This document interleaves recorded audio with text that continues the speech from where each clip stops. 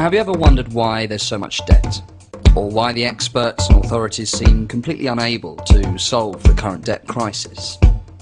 Well, the reason they can't solve it is because they're trying to fix and repair the existing banking system. But the existing banking system is completely flawed.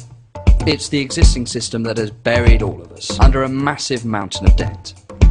In the next 3 minutes, I'll show you how the design of the banking system guarantees that the vast majority of people end up in debt, and why allowing the banks to go back to business as usual would be the worst thing for the economy and for society as a whole. First, where do you think all this debt came from?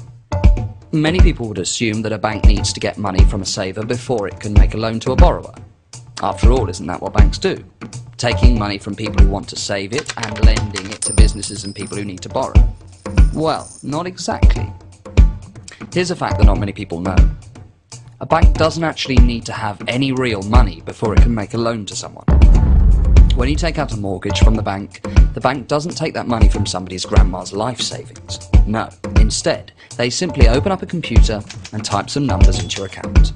You get a huge wad of money in your account, and you also get a huge wad of debt that you'll be repaying over the next 25 years. But the money that you borrowed was created out of nothing and just typed into your account. Well, we know that's hard to believe, but you don't need to take our word for it.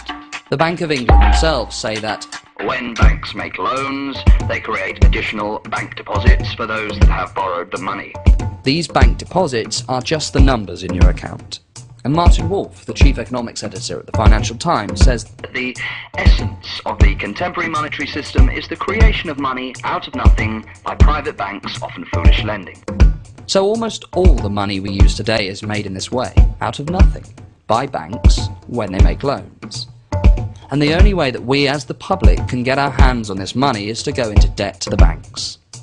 In other words, almost every pound that we need in the economy to run shops, businesses, factories, schools and hospitals must first be borrowed by us from a high street bank. And if one person has £1 million, the rest of us must be £1 million in debt. If we try not to go into debt, then the banks would be unable to create money and the economy would grind to a halt. This is effectively a whole-scale privatisation of the power to create money. I know what you're probably thinking, but this is no conspiracy. We've been through over 500 documents from the Bank of England to make absolutely sure that this is how the system works. From this research, we've developed a simple solution to the debt crisis. It involves removing this power to create money from the banks and making sure that money, whether it's cash or electronic money, can only be created by the Bank of England. Any new money would be created and spent into the economy instead of being lent by banks to people who already have too much debt.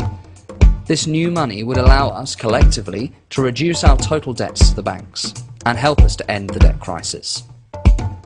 The authorities are trying to patch up a system that is fundamentally broken.